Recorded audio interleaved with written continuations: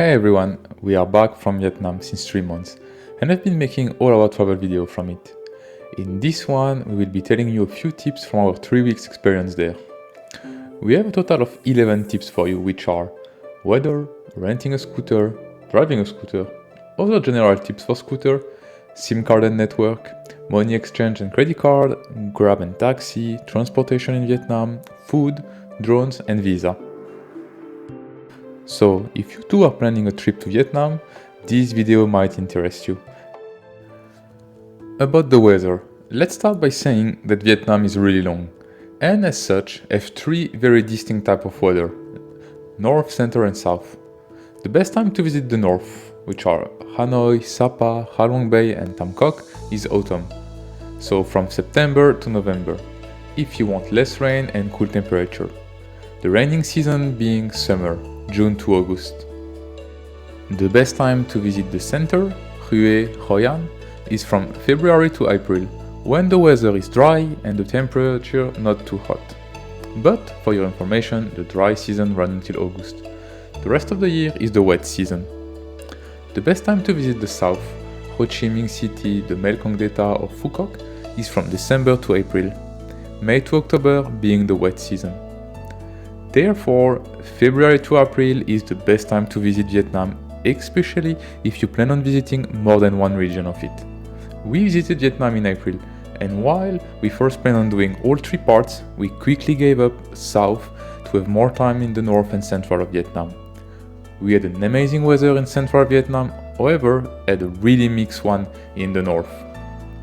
On top of all of that, you can also consider that far north, Sapa, and south of central, like Da La, can have a bit of variation for the weather. Regarding scooter in Vietnam, this is by far one of the best means of transportation you can use. It is cheap, convenient, and so easy. Most of accommodations are offering scooter renting, or you can also use dedicated rental company. If you go through your accommodation, you won't need anything. No need for passport, driving license, nor international driving license. If you use a renting company, the only difference is that you will have to sign a little contract, but that's it. The average cost to rent an automatic scooter is 150,000 dong per day. And you always get 2 helmets with the scooter. And also you can store them in the seat. For us, the more we went toward the center, the better the scooter. In our last stop in Hoi An, the scooter looked new and even had a phone holder, which was so convenient. When you get the scooter, it's almost with an empty tank. This is the way it works in Vietnam. You get the tank empty and you give it back empty. The only time we had a scooter with a fuel tank was when we used a renting company in Hue, and they asked us if we wanted it full. So, the first order of business is to refuel the scooter, which is pretty easy. You will find plenty of places to do so. It can be from a big gas station or a small store on the side with small and big bottles filled with fuel, or with a small fuel pump. You always buy the fuel by liter. You tell the shop how much you want and they will refuel the scooter. But be sure to ask the price in advance. Depending on the scooter, there are 2 locations for the fuel tank, either in the seat or in between your feet. When it comes to driving the scooter, the first thing to know is that wearing an helmet is mandatory. Even though we never got controlled by police, it's always better for your own safety. Unlike most of Western countries, you want to drive slow, really slow, especially in the main cities. And you also want to follow locals. That's one of the best advice we have for driving in different countries. Always follow the locals and repeat what they do. One thing we notice is that you really have to respect red light. But if you see a countdown, you could go a few seconds before it reaches 0. In Hue Hoi An, we saw that a lot. Another thing that we saw a lot is people driving on the opposite side. So, if you miss your turn, don't be afraid to turn back and do a few meters on the wrong side of the road. As long as you are on the far side and are slow, it will be very safe. Last but not least, always use your turning signal to warn people of the direction you will go, and mostly focus on what is in front of you and not behind. For the final tips about scooter, if you notice that you cannot put your key in the ignition switch, you just need to use the plastic key first to unlock the ignition switch. Depending on your scooter, to open the seat, you have to align the ignition key with the lock sign and then press a button next to it. On one scooter, we got pretty confused with that and asked a person there to help us. It was a bit embarrassing. When it comes to parking, you can park almost anywhere, but you do have to pay a fee in parking near the main touristic site. Otherwise, street parking on pavement can be free. Another thing that you can see while parking is free sign in front of restaurant or people telling you to park there for free. That's not always the case because actually they let you park for free and then they expect that you buy something from their restaurant. Sometimes it's great, sometimes not that great, but sometimes it simply works by buying a bottle of water. The first thing we would recommend you to do when you arrive in Vietnam is to get a local SIM card. This will help you a lot to navigate around, especially if you plan on renting a scooter or using the local Uber app. Google Maps works great there, and you will need a 4G connection for that. We had checked online about SIM cards, and when we landed in Hanoi, we tried getting a Viettel SIM card, as it seems to be the best company in Vietnam. But they only offered 2 weeks unlimited data. As we were staying 3 weeks, the only option was Vimtel, which seems to be the same as Vinaphone. They were the only company offering unlimited plan for 1 month, and it cost 350,000 dong per SIM card, which is around 15 euro. In the end, we opted for that and it worked super fine everywhere we went, and took 5 minutes to set it up at the airport. When it comes to money exchange, there isn't a simple answer. We personally used cash exchange and cash withdrawal from ATM. When it comes to exchange cash, there are a lot of places where you can do, especially the tour operator in almost every city. As always, you want to avoid doing it in the airport as they offer the worst rate ever. In 3 weeks there, the rate we got varied from 23,500 to 25,000 dong per euro. When it comes to withdraw money, you need to know that you will always have to pay a withdrawal fee. That fee depends on the bank. The best option we found was Agribank, as you can withdraw up to 3 million dong for a 22,000 dong fee. It means that for approximately 125 euro, you have a 1 euro fee. When you pay with CB, there is also always a fee.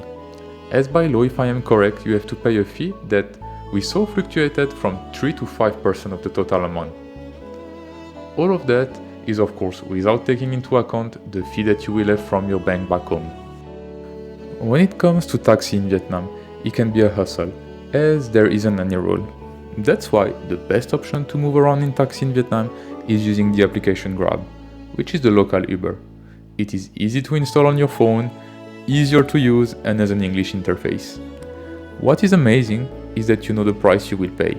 So we would recommend to check the price from Grab and then try a local taxi or the transfer offer by your accommodation. And when taking a taxi, always ask the total price and do not use the meter. For example, the route from the airport to Hanoi, we paid using the taximeter 600,000 dong the first time we arrived. The next time we used Grab, it was 340,000 because it was 300,000 for Grab plus 40,000 for the toll. At that time, we didn't know there was a toll fee, otherwise we would have used a regular taxi and asked for 300,000. We also got the same price, 300,000, from our accommodation after telling them that that was the price we wanted. If not, it would have been double. Only in Hoi An, we got a transfer cheaper from our accommodation than Grab. When it comes to transportation, there are many options in Vietnam that you can use. Luxurious van, which are mostly 9 to 11 seat van and are generally quite comfortable, even though they take the same time as buses. You can also use then bus, mostly sleeper bus for long distance. Those buses can either have a private cabin or not. There are also VIP buses for shorter distance. By train, the railway network of Vietnam isn't too developed, but taking a train is fun. There is also many options for the class, first class, second class, sleeper class, and so on. By plane, which is the best option to save time to travel longer distance, and you can bring water with you on a local plane, which is amazing. Globally, all of the options are cheap compared to the fare in Europe. We personally use luxurious van to go to Sapa, a minibus to go to Lan Khabe, a VIP bus to go to Tam Coc, a van to go to Hanoi, a plane to go to Hue, and a train to go to Hoi An. All were good, and all were fun, and all were really safe. While traveling, food is one of the most important things. Our diet is mostly plant-based diet, meaning that we do not eat meat, fish or animal's meat. But we do eat cheese, and when we travel eggs, as it is often one of the best options for breakfast. But that wasn't a problem, because Vietnam has lots of options, and you always find a vegetarian or plant-based option. After all, you are in Asia, and lots of dishes are made with tofu and vegetables. Plus, eating out is super cheap. We normally cook all our meals when we travel in Europe, but in Vietnam, we didn't at all. You can find good and cheap food almost everywhere. Plus, supermarkets aren't too great, so cooking yourself ain't the best. One more thing. Tina was pregnant while in Vietnam, and fried food didn't go well for her, as well as spicy food. Even black pepper was not going well and was too spicy, so it wasn't always easy for her, as a lot of plant-based options are either fried or with a lot of black pepper. But you can ask around and they would adapt, and in the end she managed it well. One of the things I checked before going to Vietnam was about the drone. It's actually something I check every time we go out of Europe. We know, for example, that it is forbidden in some country and that you can have your drone taken from you at the airport. When it came to Vietnam, it wasn't really clear if we could or not. So we brought it, and in the end it was really fine. We could fly it everywhere we wanted and we never got any complaint. In the contrary, people were always curious about it and wanted to look at it. And the final tip of this video is about visa. This won't be a general tip as it depends from which country you are from, but we are from France and Serbia, and we both needed a visa. Cool thing, it's super easy to make, as it's an e-visa. So you just make your application online, pay a small fee, and a few days later got your e-visa.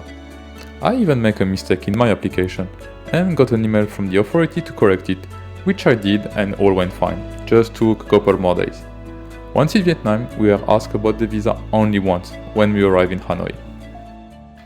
If you too are planning a trip to Vietnam, we made a little something to help you, the Vietnam Travel Map. This digital map includes all our pins from our 3-week travel in Vietnam, as well as all our preparation pins for southern Vietnam. Therefore, our Vietnam map includes all the places we visited: Hanoi, Sapa, Ha Long Lan Ha Bay, Tam Coc Ninh Bi, Hue and Hoi An, as well as all our preparation for Phong Nha, Nha Trang, Da La, Mue Ne, Ho Chi Minh City and Phu Quoc. The best reason to get this map is that you won't need to spend time pinning all ours and others tips and recommendations. Instead, you will get the full map from this destination for online and offline use. So check it out with the link in the description. We hope that you have enjoyed this video and that it will help you during your travel in Vietnam. Thanks for watching. Support us by subscribing to our channel, leaving a comment or liking the video.